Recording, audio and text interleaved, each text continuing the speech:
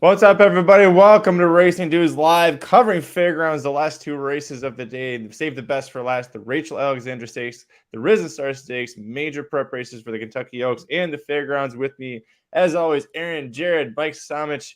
Aaron, I'll start with you. How's your day been going with Fairgrounds so far? Yeah, it seems like these big days here to start the year, it's like some of the races have made a lot of sense. Some of them haven't. Nothing jumps out. I think you could describe every Saturday so far in the season. Just there hasn't been like bad performances, but no great performances. A lot of the races, like, yeah, that was very easy to get to. And then some of them were like, wow, that's weird. Dennington just beat all those horses that were supposed to be good. So, I mean, it's hit and miss, but overall it's been all right. Mike, how about you? I know it's usually when it plays chalky, it's not usually conducive to your betting style. Good day so far, up and down. How's it been? It is still hanging in the balance. We'll put it that way. I will say this: Aaron's best bet came through this morning, so I had a nice little bet on the Avs minus -1.5. That was nice. We're still alive in the late pick 5. It's been a little chalky to start, but we've got 2 horses here and 5 in the last to try and get something going. So hopefully we can get that home and it pays for the day. Yeah, Pioneer Medina winning the Mineshaft Stakes in the second leg of the late pick 5. I think that's probably what ends up making me not cash this pick 5 ticket. Jared, question for you. The big favorite right now is the number 2 Hoosier Philly at 1-9. Unplayable at 1-9. Is this the second time in a week that we see Philly go down?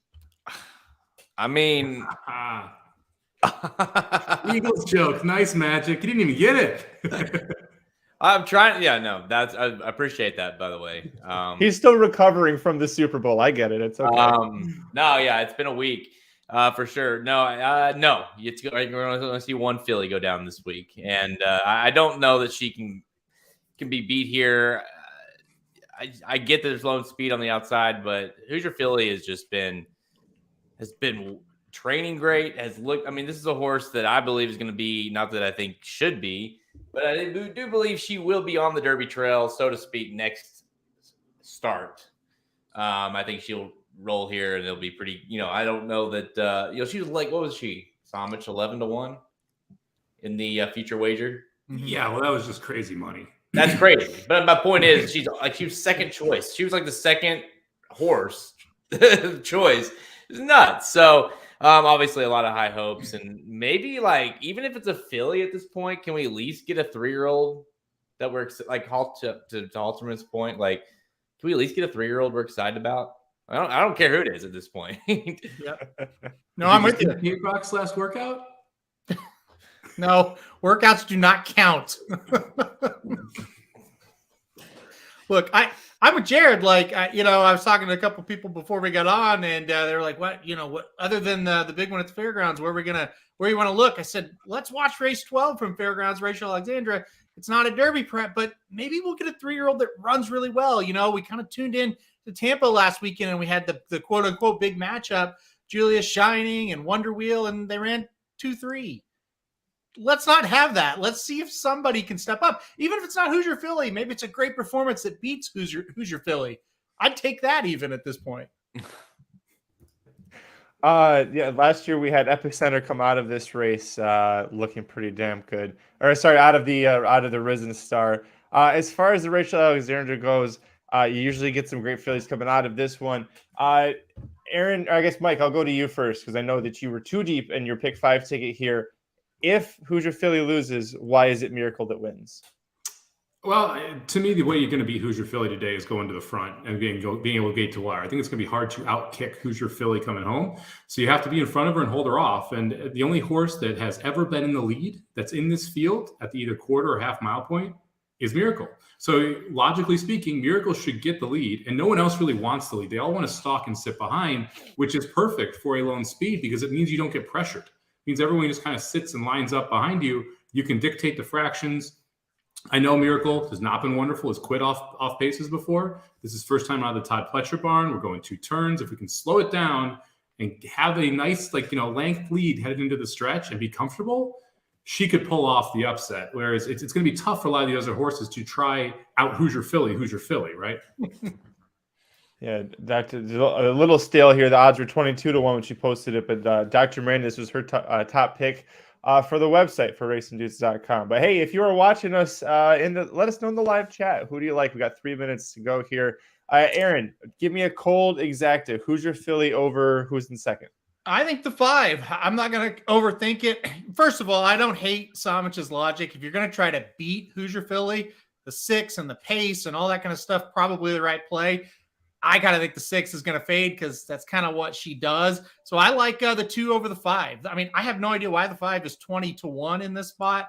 I like the 5 better than the 4 chop. So give me Hoosier Philly over Pretty Mischievous in the spot and just try to hope to play it straight 2-5 and pound it. Jared, what about you? To make it a little more interesting, how about we try to get the same exact that we had last time in the Goldenrod? How about the 2-3? Yeah. Exacted there. Sometimes maybe these two are just better horses of this field, and they run the same way they did last time.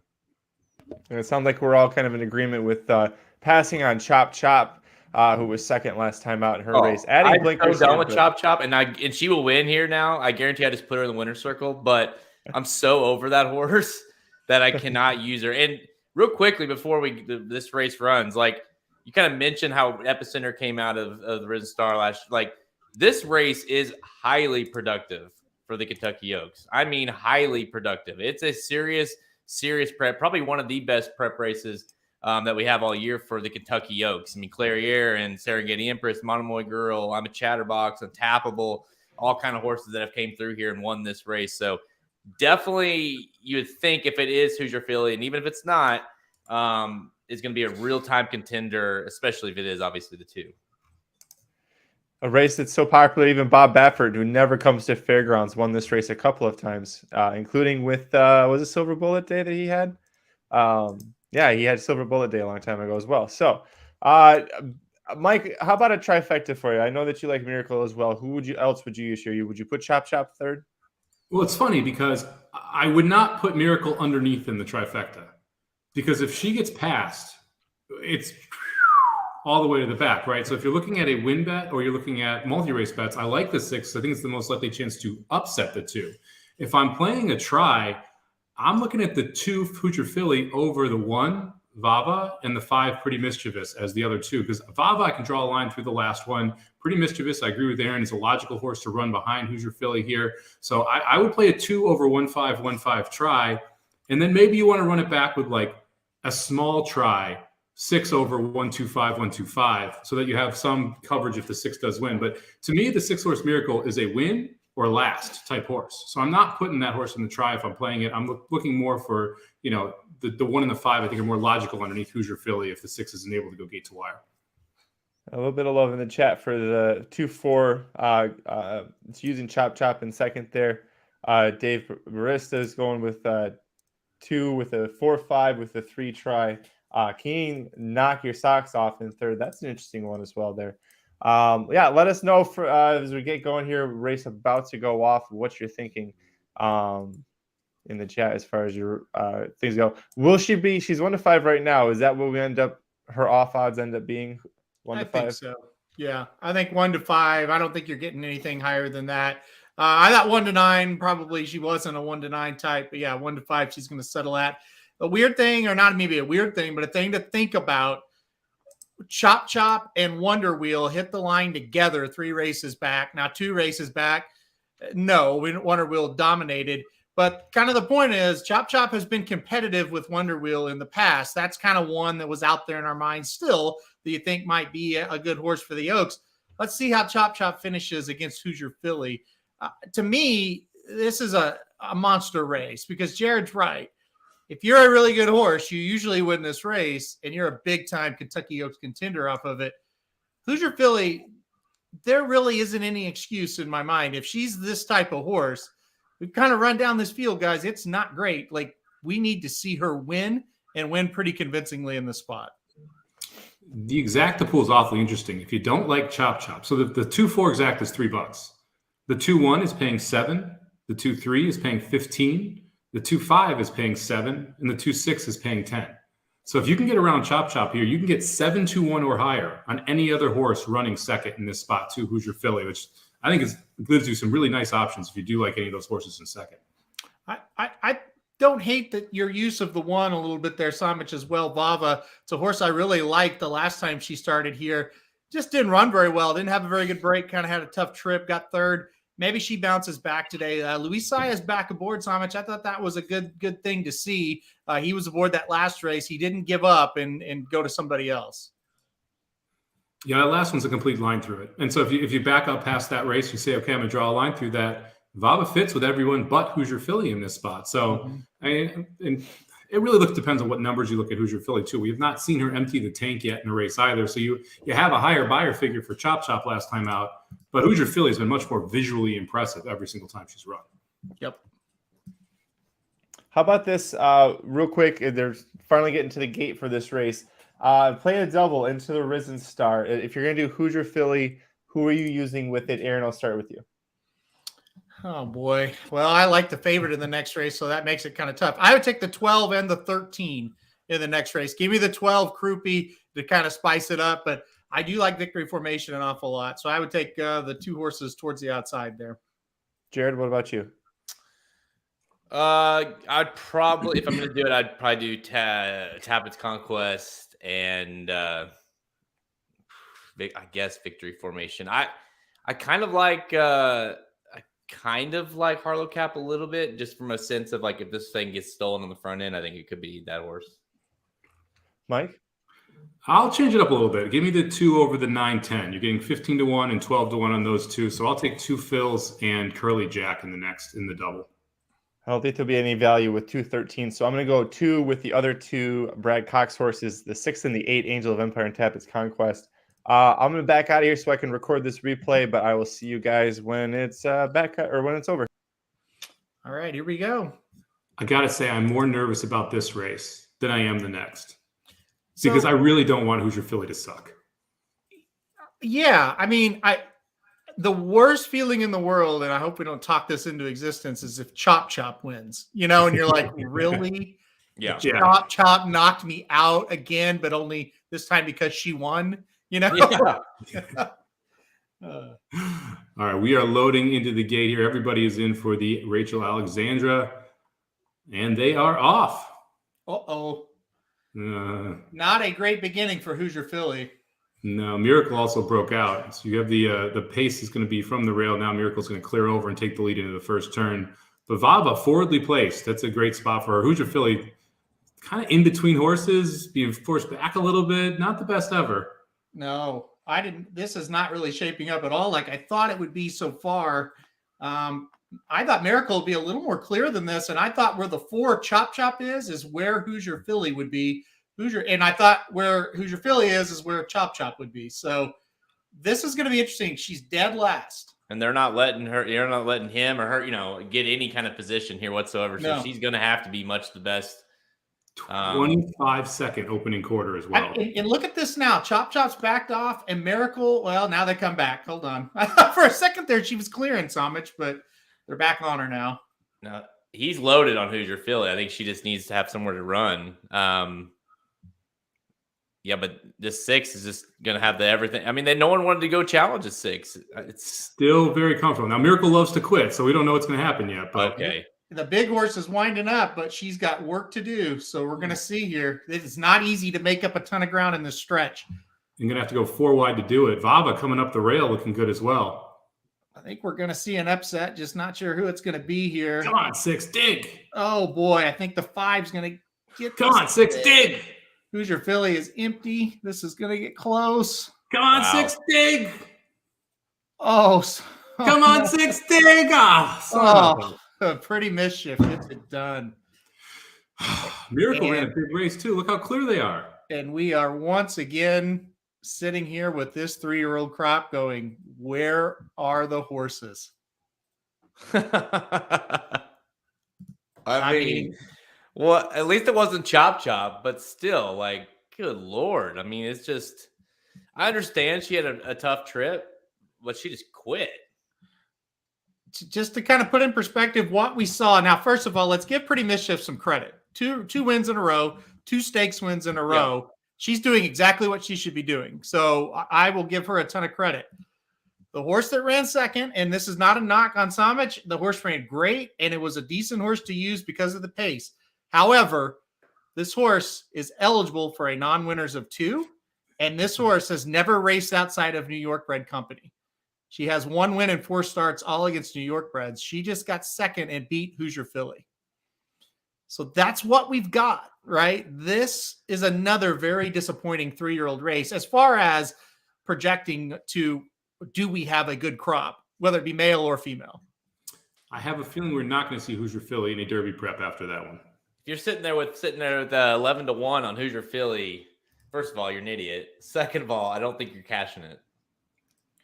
I don't know that you want to bet her at 11-1 to win the Kentucky Oaks right now after that. I mean, and here's the deal. It's like, yeah, maybe the trip wasn't ideal, but she didn't do any running in this race. No. And she has an excuse, and for sure, but still, she got absolutely distanced in this race. Well, I think you brought up a great point, Aaron. It's like, let's look again at who ran first and second here, right? I mean, It's not like these are world beaters up front. If you set a morning line for the Oaks right before this race, Miracle is not in the gate, and Pretty Mischievous is 40-1, something like that. Yes. And so it's not like this was another, it's like if it was chop and it was close, this is a different discussion, right? But the fact that it was those two and that much of a distance, it's crazy. It is a tough trip for her. And she ended up having to go 4 wide, and the horses that were forwardly placed ran well, right? Chop, no excuse, by the way. We can get into that in a second. But the horses that were forwardly placed ran well. They went 25 to the opening quarter. The 6 had a ton left because of it. Hoosier Filly had trouble early, trouble late. Like, this isn't a complete knock, but it's also not what we expected from her. The expectations were high heading into this. Mm-hmm. Yeah, and you kind of knew she was in some trouble. I would have loved if she would have ran third, beaten a length. Then you're sitting here going, well, look, she had all kinds of trouble. The trip beat her. Yeah, exactly. The way she ran this, it's like, yeah, you didn't really show up either. Like, yeah, the trip was bad, but you got beat by a ton. If she swings wide and grinds and gets right there next to those 2 that are flying away from everybody, that's what you're like, well, she's probably not going to the Derby, but that was a tough trip for her for her first start back. But when a horse just quits, I mean, from a standpoint of bigger picture, being like a legit horse, that's a very, very big red flag. Yeah, it's a bad sign. She very well could improve off the effort, get a better trip, and maybe she does win or run second or third next time out. But she's not whoa, she's way ahead of everybody type of filly like we kind of thought she could be.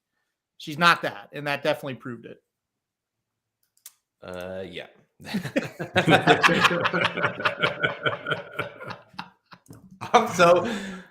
I said it, I said it before they ran the race. I guess the Risen Star could maybe bail us out, but at this point, let's be honest, that's probably unlikely.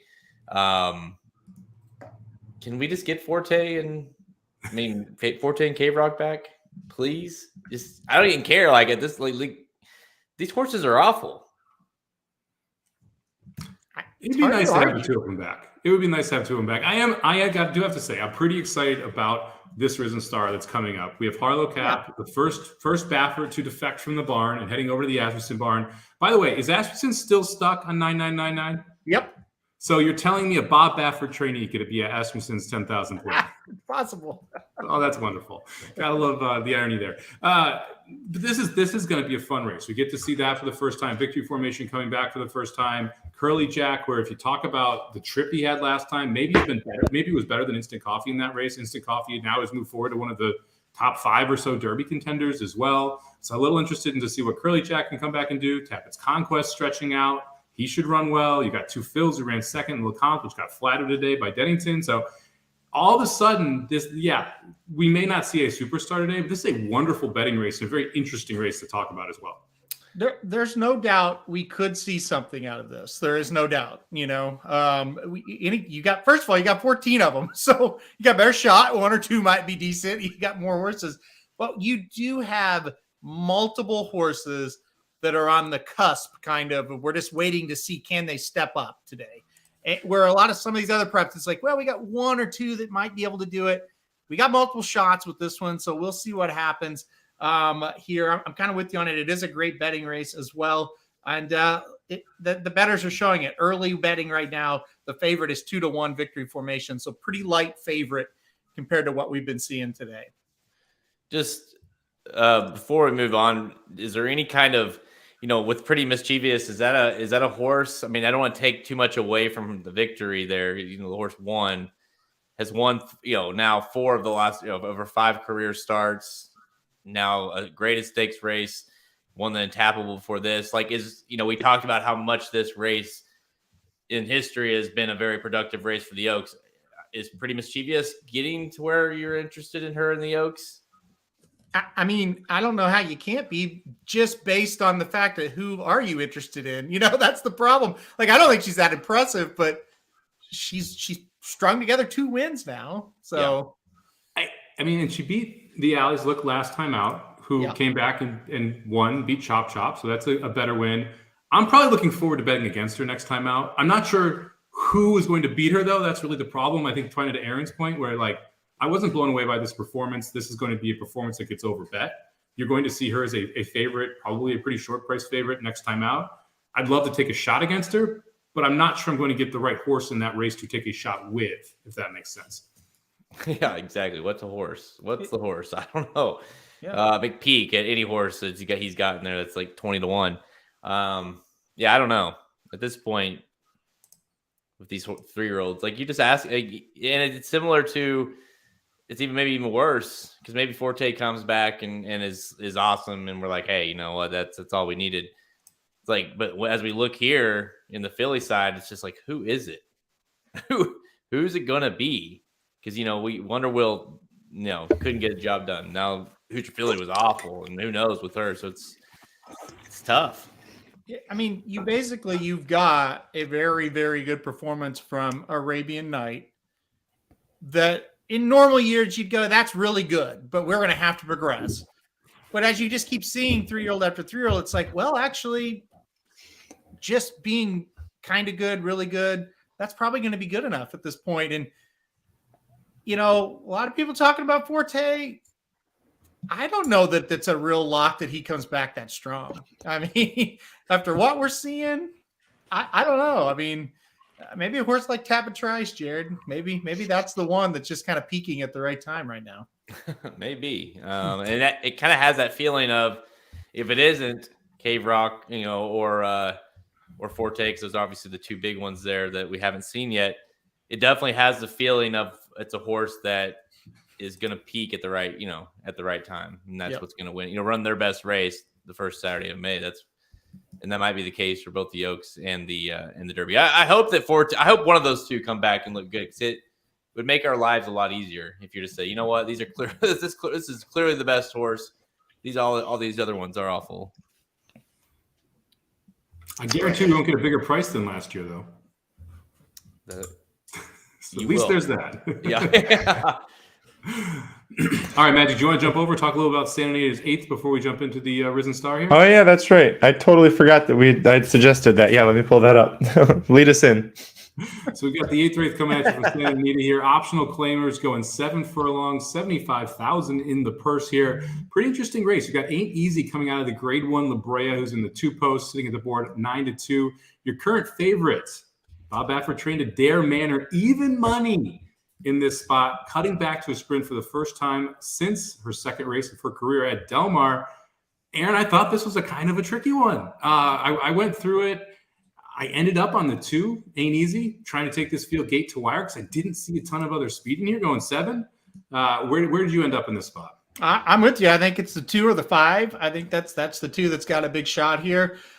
With the Dare Manor, you're just kind of sick of her almost in a way. I mean, her and Messier romped on the same day at Santa Anita last year, and neither one of them came back to be any good. And I guess the Dare Manor came back to be a little bit better. And, cutting back, it's going to help. But, boy, she just kind of seems a little overhyped. I thought the 2 made a little bit of sense here. So I'm with you on that one. The 7, also another one that I thought could make a little bit of an impact in this race. Dropping out of a grade 3 race, 2 races back, won a stakes, just listed stakes and an allowance. So I thought the 7 made sense as well. Jared, did you get a chance to take a look at this race? Yeah, I have, and I think I'm going to share the sentiments of Adair Manor. I mean, I hate this horse because I thought she's the Oaks winner. All I needed to see is that Santa Anita Oaks going into that day, like she's going to win that. And that's my pick to win the Kentucky Oaks, and of course she gets beat by Desert Dawn, and she doesn't even run in the Kentucky Oaks. But yeah, to me, it's one of those. I'm with you a little bit here. I feel like the speed of this race might try to steal the thing. The 2 Ain't Easy, I think, ran in a nice race, the LeBray last time out, to like Fun to Dream, Awake at Midnight. I mean, some good, decent horses in there. Just maybe it was a little too deep of a race for her. But I think in this race, comes back to Santa Anita where she ran last time out. I think she might be tough on the front end. Now, Aaron, you mentioned one of the 2 Glatt trainees. So the 7 Tennies Barino in here for Mark Glatt. Also bringing back undefeated Ironic Twist in this spot. We haven't seen the 3-horse for a while. Last time was March 6, 2022, winning an N1X optional 50K. Looked impressive in both wins. Both times the horse that ran second came back to win. You have any interest in taking Ironic Twist here at a 5-1 price on the board? It's a long layoff. That's kind of the problem. Usually Glatt runners off this kind of a layoff, not always, but usually they kind of need one. Maybe the second start. I'd like to see what this horse does here. Catches the field, though, that it's definitely possible. But I don't really have a lot of interest at 5-1. Need a little bit more on that one. So I'm interested to see how the horse runs. I don't know if today is the day for her, though. Magic is the resident Santa Anita expert, one of the 2 California men in the room now. Where'd you go to on this spot? Yeah, I went with Adair Manor. This was a filly I thought at one point was going to be able to win the Kentucky Oaks if she made her way into it. It just kind of fell apart there. But her maiden win, all of her wins were 2 turns at a mile. I think coming back at 7 furlongs, she's already going to have that distance, kind of the stamina built in that she needs to get it. I think it's a pretty good spot as long as you're getting a halfway decent price on her. But what is she right now? Even money? Yeah, I was thinking, I was afraid she'd be that low. So I would take her if you want to go with an exact. I'd take the 7 Teddy's Barino over the other one, the other Mark Glatt Ironic Twist. But it's not going to make you much money. I just think Adair Manor might just be the best horse in here. She's going to be tough. The pace is kind of tough to figure out here as well. I mentioned I think Ain't Easy probably goes to the lead, but Jared, Adair Manor has speed. Ironic Twist has speed. Do you think that it ends up being a 3-horse race up front early? Or do you think Ain't Easy able to clear on the inside? Well, what's funny about Adair Manor is, we haven't seen her obviously run this short in a while. And when she was on the lead most of the times. And of course, when she started stretching out, she kind of was trying to come off of it. So I think it's possible we see her at least battle for the lead there. And we know how that speed is for Bob Baffert off a layoff. She could kind of screw it up a little bit. I could see Adair Manor being more of like, if we like the 2, being more of an issue for us in terms of that play versus me being concerned that the 5 could win the thing. You know what I mean? Like on the front end, because I could see her just being fast, the 2 being really fast, and it's setting up for the 3 or the 7 or someone like that maybe doesn't make as much sense. We've got the ultimate unknown here, the 8-horse Una Chiquita coming in here from, where is that, Chile, Aaron?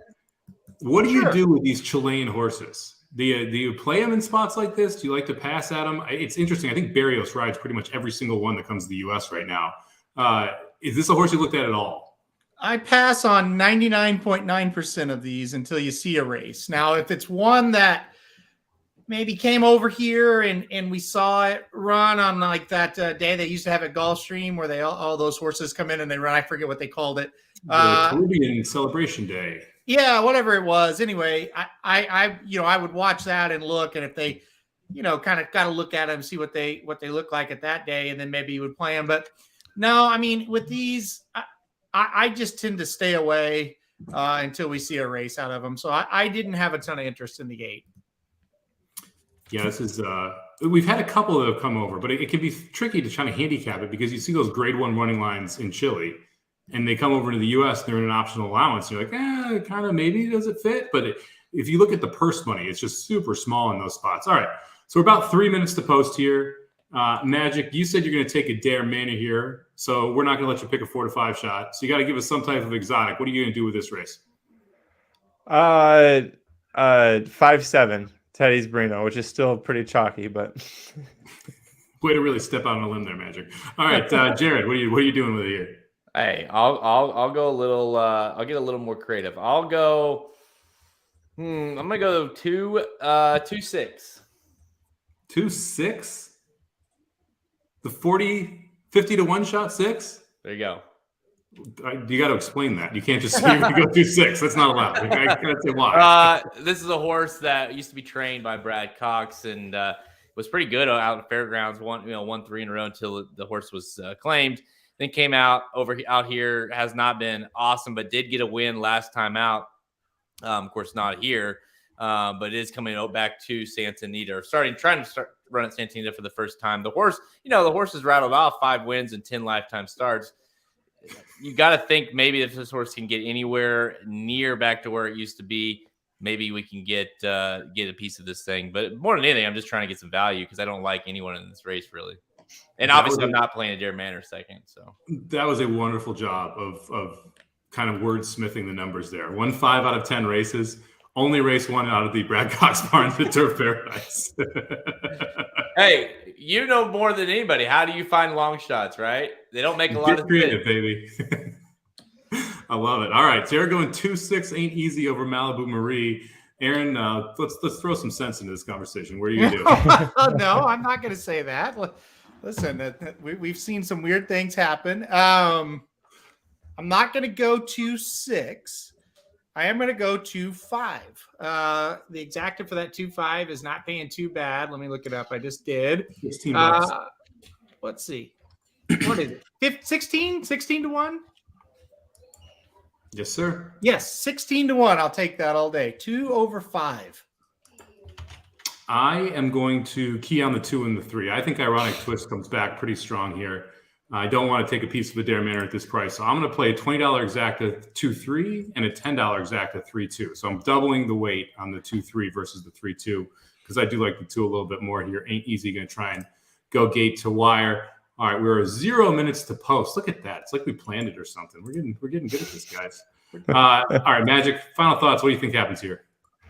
Oh boy, Dare Manor's down to 3-5. I don't know. That actually sounds like shit might bounce here. It's nice just seeing that, racing this late in the day, they still have sunshine there. Fairgrounds, they turn the lights on. The lights don't even work to light anything up. So got that to look forward to. But I'm excited. Let's see what happens with this Bob Baffert horse returning. By the way, the 2-6 is paying $164 for a dollar. So that would be great. I mean, you might as well throw a buck on it. I got $2 on it. All right. Buy a lot of Taco Bell, man. That's right. Look at her shotty. There you go. I like that. That's a pretty good bet because from a most logical, it is a 2-5 and that pays $16. And if you get nutty, you go get Taco Bell for the whole week. So the 2 is 6 to 1. I've got the 2 on top. Aaron's got the 2 on top. Jared's got the 2 on top. None of us bet the 2 to win. That may be a classic right there. Johnny, bet some win money on the 2 for us. Oh, we are in the gate. Check mark number 1. And they are off. No one wants the lead. No, didn't go to the front. Nope. You kind of have 3 horses who are all just kind of hanging out and loping along, but Ain't Easy protecting the rail. Ironic Twist right to the outside. Teddy's Barino sitting in 3rd, and then the Dare Manor already being ridden a little bit in 4th. She's a really good looking horse, but she just didn't live up to the hype. She's in a decent spot though. Yeah, she is. She's a Where's big girl. 6 is last shit. Really wanted this 2-6. I'm just watching Oh. the 6. You tell me who's in the front. Aggressive look back from Teddy Barino's jockey there. Yeah. 6 is not going to get there. Frankie. Are we going Did to it ask again. the two to run? He's trying to find a Dare Manor. Like, Yeah. ask the 2. The 2 is not winning yet. So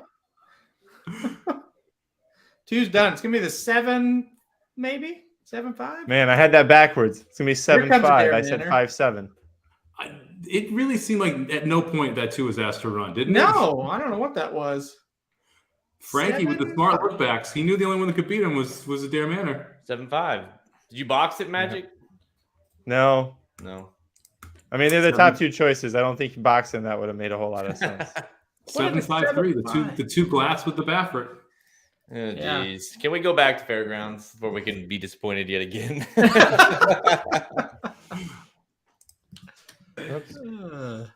5 minutes, though. At least it's almost time. 5 minutes. Let's see. Let's take a look. Here comes 95 Goldberg. on victory formation.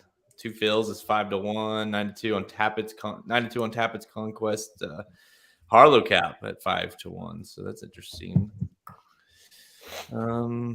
That's really it. I mean, past that, it's just all over the place. Your horse, you like a little bit croupy. 13-1 Halterman. Yeah, I like that price. It's a good price. Curly Jack at 10-1. Yeah, I mean, there you go. McPeak's playable at 13-1 there with Sun Thunder. And Angel of Empire, the other Brad Cox. Luis Saez aboard that one, 18-1. We talked about that horse quite a bit on Blinkers Off, Halterman. Maybe, makes some sense here, I think. As far as if you pull off an upset, I don't know that you could count on any horse, but I think that horse could make some sense here. Yeah, he's on the screen there, and he's looking pretty good. You're right. We're going to need a little bit of a pace collapse, I think, but it is possible that he could run up there and get it done. They're showing Tappett's Conquest, so you guys kind of liked him. He looks pretty darn good to me as well. So we'll see. Curly Jack on the screen now. This is a horse that it's been working really well, but so was Hoosier Philly and out of the same barn, so we'll see there. 2 fills, relieving himself. Silver Heist, he's silver, no doubt about that. He's relieving himself. Boy, okay. He's trying to steal something here. That was terrible. Come on. Groupie looks good. If Slim was there, do you think he would have run out on the track to try and grab the horse's turds? Yes, I do. Ooh. Gotta eBay that, right? Okay. Victory Formation definitely has won the looks department. Wow. He looks great. Yeah. Private Creed looks good. Asmussen's all look good though, so it's hard to say. But man, Victory Formation, he is a monster. Aaron, here's a question for Aaron. What do you guys think about Croupy? Can he finish second or third?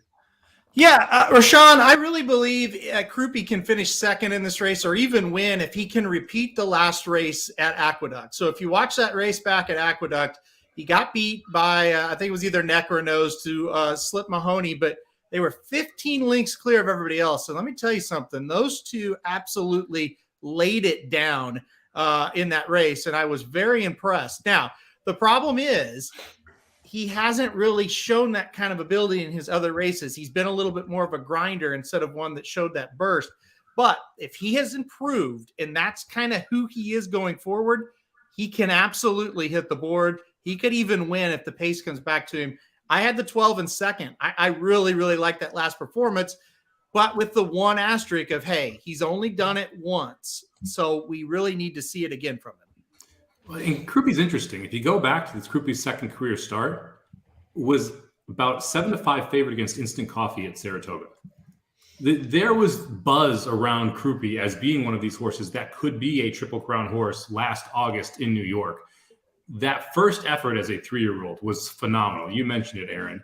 If he can improve off that, look out. I mean, then all of a sudden, this is a really live 12-1 shot. If I'm taking a double-digit horse, to me, the 12 makes a ton of sense there to try and put on the board somewhere. I mean, let's talk about a few of those like horses that maybe make some sense underneath, or if you're taking swings here, because obviously trying to play victory formation at 2-1. Well, if you love the horse, maybe playable, but if you're trying to make some value, okay, you mentioned that one. Obviously, Tappett's Conquest 5-1. I mean, that's maybe slightly low, but to hit to that, I want to go off from that. The horse that beat that horse last time out determinedly is at 37-1.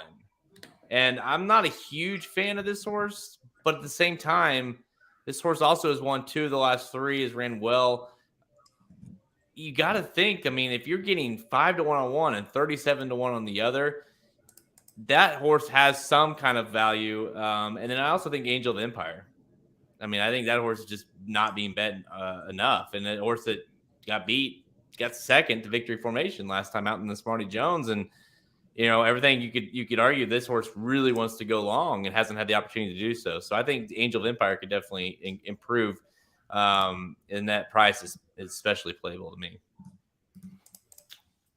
Yeah, I think the big key, and you kind of said it, was we need pace and we need a better setup for Angel of Empire. With a horse like that, it's always, you're kind of up against it. But with 14 horses, you got to think the closers have a shot in this. You got to think there's going to be enough pace to where if they're good enough, they're going to have the perfect setup. And that was another reason I leaned towards Krupe. And look, what you just said about Angel of Empire, he's kind of the same, right? You're going to need pace. He's going to come running.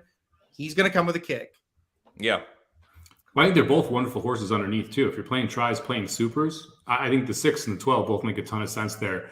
On the 4 point, why is the 4 such a big price compared to the 8? That last race is a mile and 16th. If they win a mile and an 8th, Tappett's Conquest was going to be a couple lengths in front of determinedly because Tappett's Conquest was coming. And also, I think the pace setup, as Aaron mentioned, there is more pace here. I think determinedly is going to have to work a little bit harder if he wants to be up front. And Tappett's Conquest should be able to run into that pace. So I think the gap is probably too wide. 9-2 and 36-1 is a little aggressive.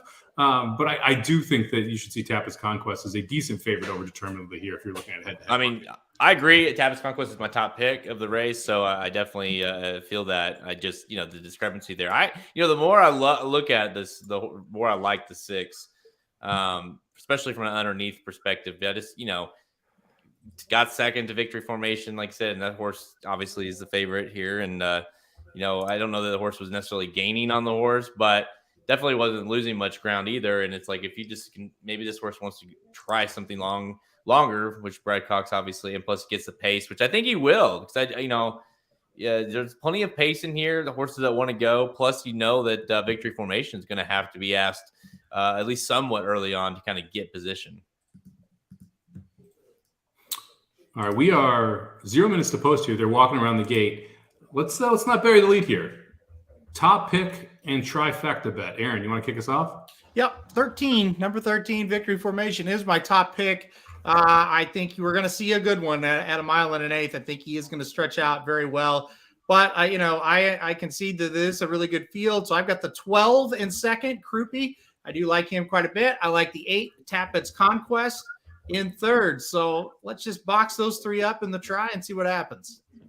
Mr. Welch, who you got? Well, I mean, I didn't really want to do this, but I got the 8 on top, and I've got a Brad Cox try. Lots of Cox for Jared. I also have the 8 on top. Give me Tappett's Conquest on top. I like Curly Jack, who I think got a rough trip last time facing Instant Coffee in second. And look, 2 fills ran really well against Instant Coffee, who won the Lecomte, and then got flattered earlier today by a McPeak horse beating horses that we thought could fit in this race. So give me the 8, 9, 10. If I played a super, I would play 8, 9 over 8, 9, 10, 12 over 8, 9, 10, 12 over 8, 9, 10, 12. Magic, what do you got? Well, like Jared, I too like a trio of Cox. I like the same Cox, but I like them in a different order. I got 13, then 6, then 8 here. Wow. So you just like your Cox just different. Not to interrupt the Cox talk, but Dennington winning that race also flatters my top choice Victory Formation because he was third behind Victory Formation in the Smarty Jones. So that is good as well. I'm not going to use that argument because I don't like Victory Formation.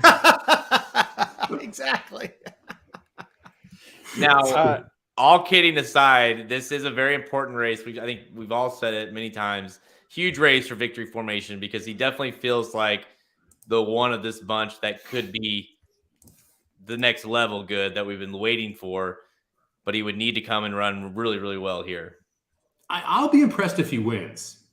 I mean, he's up against it here, breaking from the 13 post in a 14-horse field with other speed, going 1.8 miles for the first time. There's enough question marks here that even if Victory Formation is able to get to the finish line first, I'm going to give him some credit here because it's a lot of new things for him all at once.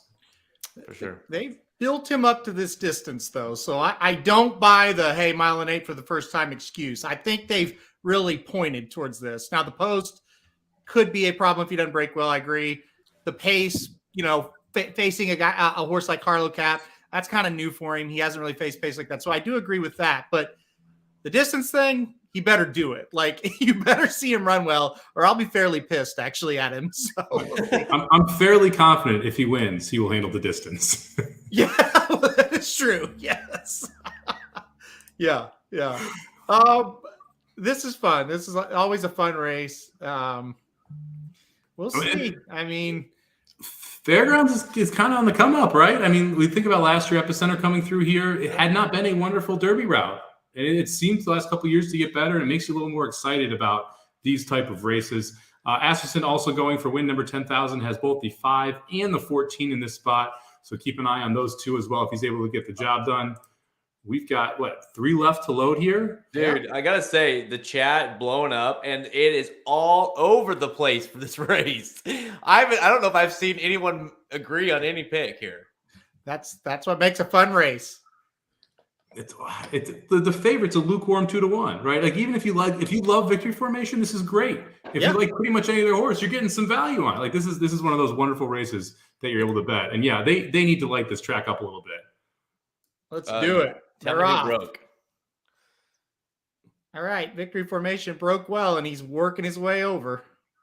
Who's that went with him? The Harlow Cap is the 5 there in the purple one between horses. Yeah, you got the 4 right to the inside as well. You're gonna look right from the 13. That's pretty damn good. I'm happy with that on the first turn. I'm actually surprised he's not. I'm surprised Determinedly is out there with him. I did not expect Determinedly to be that quick. No, agree. Didn't either. The wonderfully named Shaq Diesel sitting in third on the rail there. 23.34 seconds for the opening quarter mile. Only 1.7 seconds faster than the fillies just went. I'm shocked that this horse is on the lead on alone as well here. I mean, this is I didn't even think the horse would be on the lead, let alone setting the fractions all by himself. This is a suicide mission. I mean, 47 and a half. Like, this is going to be tough to go gate to wire. Who are these who are those all the way in the back? I can't. It's too damn dark. Can't see. I kind of like the position for the 9, Curly Jack, who's sitting on the rail. The 10 horse, 2 fills starting to move in between horses as well there.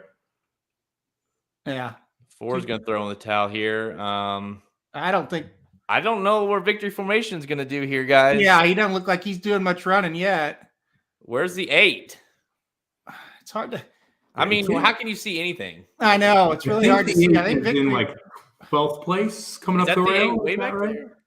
Victory Formation's that's the 8 coming on the outside, isn't it? I think that's the 8. Yeah. And the 6. Yeah, that's the 8 and the 6. The 10's in between horses. The 7 coming up the rail. Is that the 7 on the rail? 6. 6. Angel of Empire, 13-1. 6, 7, 10, 8. 6, 7, 10, 8. Yep. So Brad Cox gets the win, but not with the horse we expected.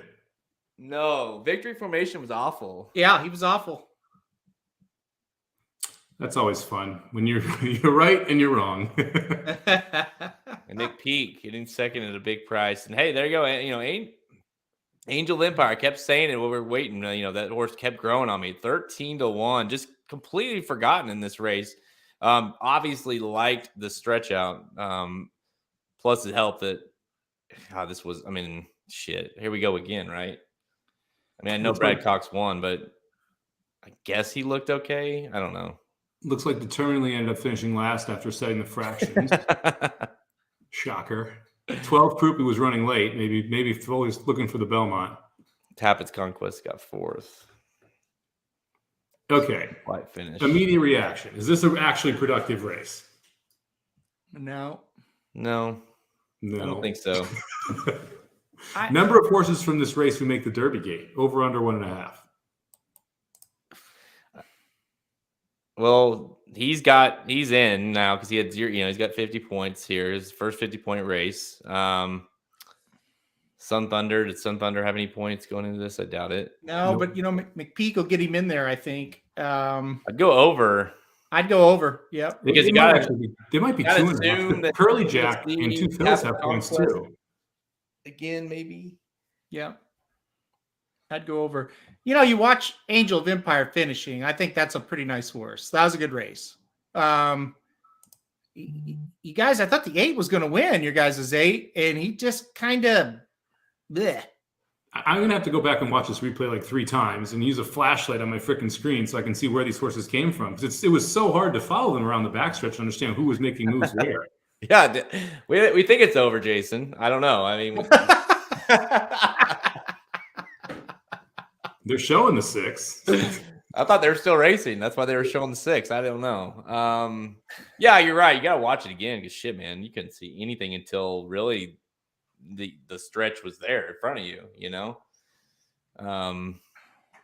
I agree with you, Halterman. I think the 6 showed that, and you could make some cases for the 6 there as well. Like, okay, now the horse has gone longer. It's trained by Brad Cox. It's got the good ownership. It's got, you know what I mean? There's a lot to like there now that he's kind of maybe coming to his own. Is he now is he the Brad Cox horse? We keep wondering. It's not victory formation. I think it might be instant coffee. I think it might be 2. Maybe it is. Maybe we're overthinking him as well, as far as which Brad Cox is gonna. All these other, he's got 1,000 other ones. Maybe it's just always gonna be instant coffee. Because the only reason I say that is instant coffee kind of beat Two Phils fairly handily. Two Phils was in here this time. He had a shot. But still, the 6 gallops kind of away from him a little, but I don't really know. I don't know if he is that loaded. He might be loaded with average ones. It's a quantity versus quality question, right? Because he's got the quantity. We're not quite sure on the quality yet. He definitely is loaded in the sense that he has a bunch and they're winning these races. And I don't know, maybe there isn't other horses that are good enough to beat him. I don't know. It kind of makes you want Forte and Cave Rock to come back just so we can see what we're working with from last year's crop to have a better idea of what the expectations are for this year's crop. Yeah, 151 and change is what the final time was. Yeah, they went 112 to 6 furlongs, 138 to the mile, so 26 seconds for that internal quarter, and then what was that, Jared? 151, so 13-ish seconds. Yeah, it was like a furlong. 13-second final furlong.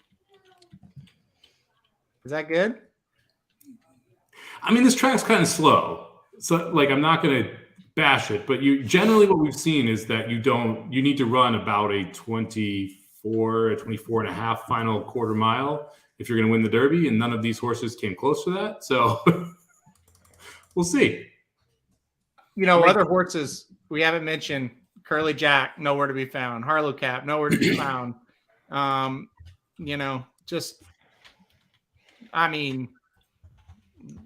those horses that were out there on the front end just completely went straight backwards. Yeah, Curly Jack was sitting 4th or 5th on the rail going into the far turn and just backed up. Just. Here's a good one. Matt mentions Hit Show. Who's better, Hit Show or Angel of Empire? Hit Show. I'd go Angel Empire. I think it's at least debatable. Oh, we both said different ones, right? I said Hit Show immediately. He said Angel of Empire. So. It's every bit debatable, yeah, for sure. Yeah, unfortunately, I still feel like we've left another prep race, prep weekend, kind of going, well, another week down. I get the Rebel next week.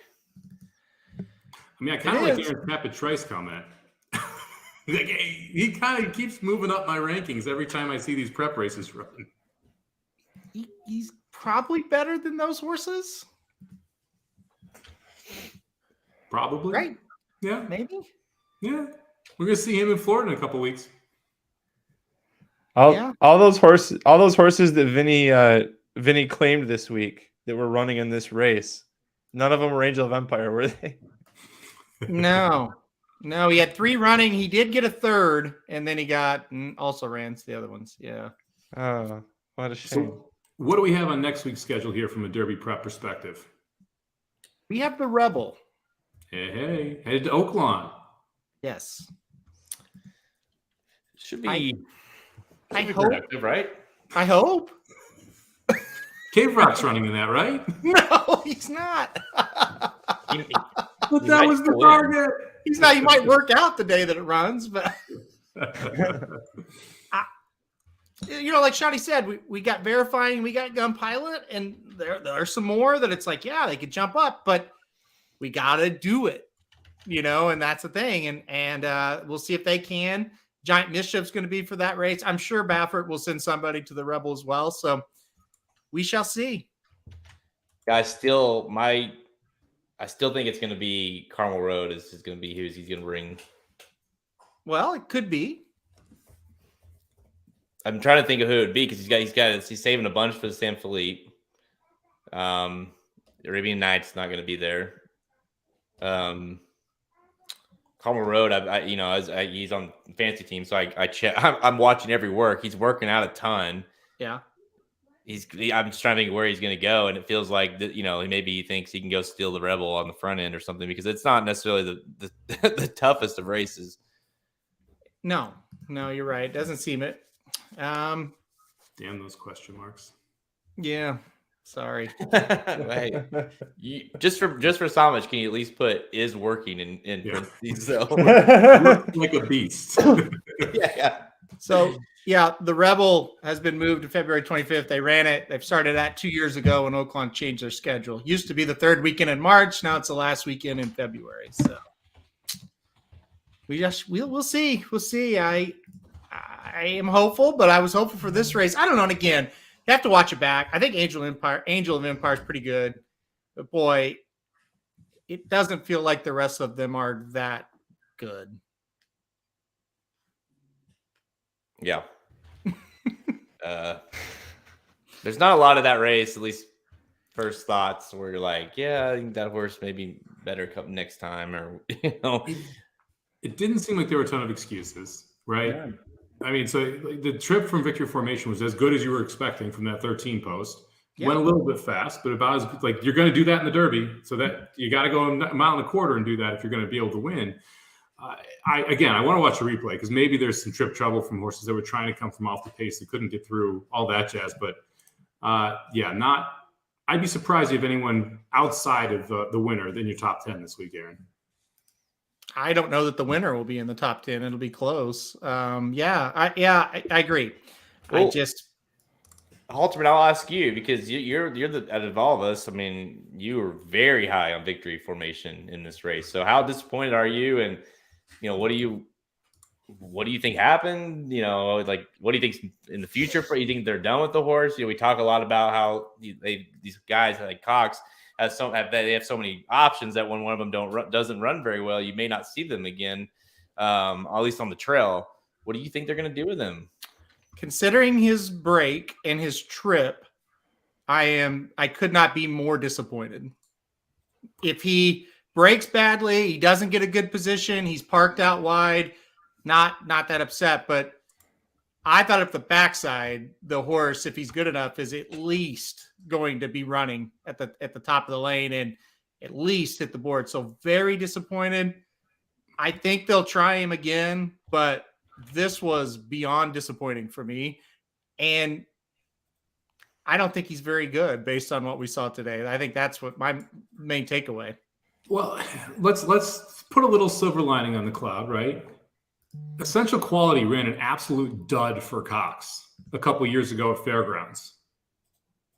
Like absolute dud heading into Mandaloun, I'm sorry. Yeah, Mandaloun ran an absolute dud for Cox heading into the Derby. And then we got an inflated price in the Derby. The horse ends up running second in the actual official running and then ends up winning it after DQ later. But we've seen some Cox horses do this and come back from it. are you just out on victory formation, or do you think there's a little Mandaloon in it?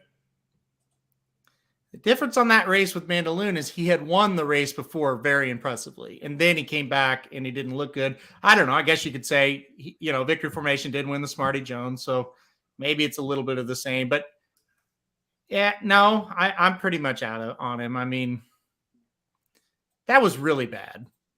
It wasn't good. It was bad. It was just really bad. Honestly, I thought at the top of the stretch, and again, I'll watch it back, I thought Tappett's Conquest was in a great spot. And again, I apologize if he got a terrible trip. It was really hard to see. I've only seen it once. Yeah. But if he did get it, I'm sorry, but it didn't look like it from what I saw. I was really disappointed with him. I thought he was going to win. So it's disappointing all around. Whose dog is it? Sorry. No, I think we're gonna watch the replay back and be more curious, or more. We'll have more questions than we have answers. So let's just put it that way. I just don't know that I'm gonna get anything out of that race other than, I thought the winner was pretty nice. Like, that was a nice effort. Did probably what they hoped the horse would do, but past that, it's like, whatever. I will say this: I still think they probably run victory formation again in a prep, just because he, as good as he looked the race prior, kind of to Somich's point a little bit, and even like my horse Corona Bolt, they're saying that he's going to run him in another prep, and he was awful in that last race. So I think you could still run him again. I think victory formation maybe they try him in Oakland, which we thought was weird all along. He ran at Oakland, then he sent him out here, and Colonel Bolt was running the fairgrounds. They sent him to Oakland. Maybe he goes back to Oakland. So Tappett's Conquest was 5 wide in the final turn. The 6th horse, your eventual winner, was 4 wide right to the inside. They made the move together. Sun Thunder saved all the ground and came up the rail, essentially in the 2-path around the far turn. All 3 got really clean runs to the top.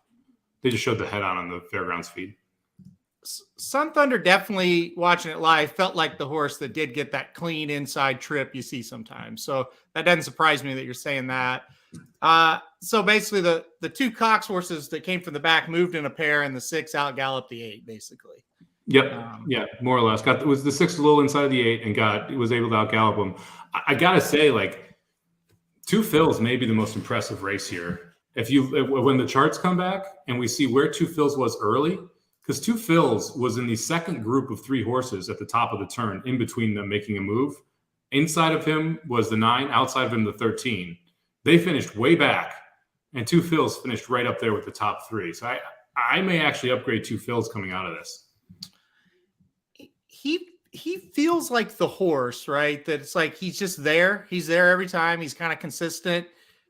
I kind of thought he might finish the job. He looked like he might do it today. He didn't quite do it. He might just be that one that's around. I agree.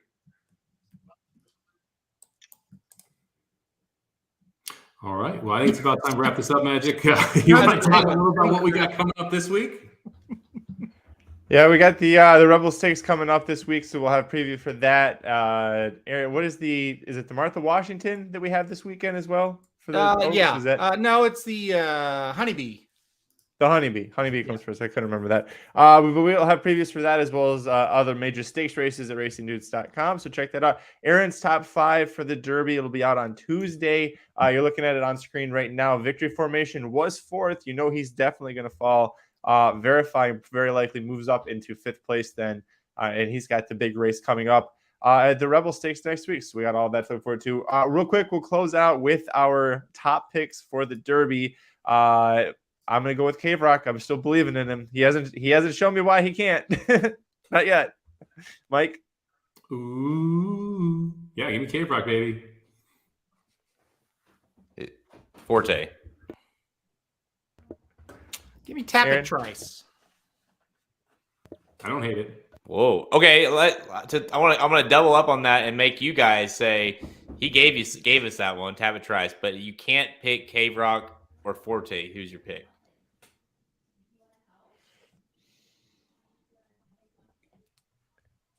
Tappet Trice. I'm in between Instant Coffee and Tappet Trice. Those are, to me, the 2 best horses that we've seen. Instant Coffee has gotten over bad trips and been able to win. Tappet Trice is a little slow. It feels a little known agenda-y to me from Tappet Trice, where it's like, could totally see the horse winning the Belmont, but is really draw dependent in the Derby. Now, Instant Coffee, not the fastest horse out of the blocks ever. I'll go Tap It Trice because I think there's more chance for improvement. Where at Instant Coffee, we're probably seeing the best we're going to see from him right now. Ugh. I guess I was gonna say Tap It Trice too, but you all, man, is the hype really that strong on him? Man, Vicky after my heart. I'll give you another one. Verifying. Yeah, that's who I was going to use. which When we'll you find think out a of lot how more good from next. Verifying looked, and then how good Gun Pilot looked the next time out, you're building some sort of resume, you know? So Yeah, I agree. You know, I also keep wondering if, like, I know we're not going to get the opportunity, and I'm kind of against the whole Baffert horses shifting over. So I just don't think, they're going to win with a Baffert horse. But it definitely has the feeling of a horse, like a Reincarnate, or like one of his like other horses, kind of like we saw with Medina Spirit. That one, with like it's Reincarnate, or maybe it's Carl Road, or what, name like a list of those horses that haven't been that good, but they pop at the right time whenever these other horses that get overbet. I just think this field so far is wildly average, and all it would take is a decent performance to win. As of now, we could change that. fair. Sun Thunder, baby. Coming up the rail in the Derby. That would kill me. It feels like another weird one. It really does. feel like at this another point. weird one. That's why you All need right. a Forte, or you need a Cave Rock to come back and right the ship. And honestly, based off of my theory, it's Forte, because I just have a hard time believing Cave Rock's going to win the Derby trained by somebody else. I really know there's no rhyme or reason or no evidence to support that. I just don't think it's going to happen. So I think Forte makes the most sense. He could be the Nyquist this year. I'm looking through the Aaron's list here. I see 3 horses that are going to take significant falls, if not just outright disappear from Aaron's top 20 list. So make sure you check that out. That'll be on Tuesday at racingdudes.com. Also on Tuesday, Magic Mike Show will be back. We'll give more in-depth thoughts about the Kentucky Derby Trail. No, I'm still mad at the stupid Japanese horse last year screwing it up for Epicenter. I'm still mad about that one, but we'll be back on Tuesday for the Magic Mike Show and continuing further Derby coverage. If you haven't yet, subscribe to our channel, youtube.com/racingdudes. We got all sorts of live shows leading up to the big weekends, or on the big weekends. So definitely for Oakland Park and Rebel Stakes Day, we'll have that. But thank you so much for joining us. For Aaron Haltman, Jared Welch, Mike Somich, I'm Magic. Good luck the rest of the weekend, and we'll see you guys next time. RacingDudes.com is your home for the best free picks for every race, every track across the country. We're ramping up for the 2023 Kentucky Derby, and we want you to join us in the fun. Subscribe to Racing Dudes YouTube channel, click the notification bell so you never miss a single video. Want to make money betting horses? Bet with the Racing Dudes.